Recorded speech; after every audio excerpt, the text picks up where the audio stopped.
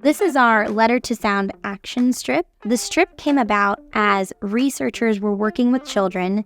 The recommendation from a child that an activity strip be designed so everyone, including the teacher, could see and predict what activity came next. Now, this strip is our second strip in the program. This was the preliminary action strip, and you can put these up while you're doing your lesson on your wall in your house. You can put them up in your classroom.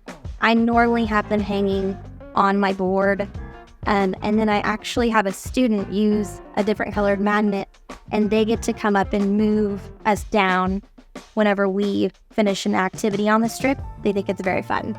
These are the same, the language enrichment, which is when you read a book to your students.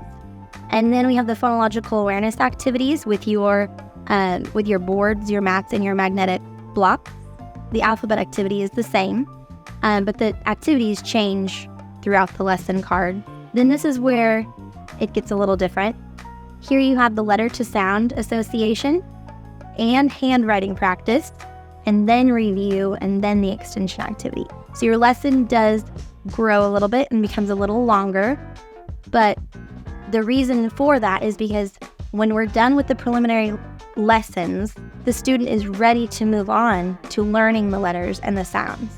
You have to make sure, though, that they're confident in their phonological awareness activities and they're confident in their alphabet.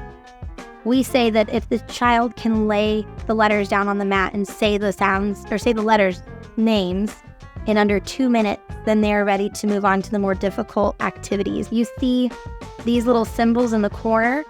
Those show you that all 5 of these activities on the preliminary strip, they're what we call face-to-face. So you're doing the activities face-to-face with your student.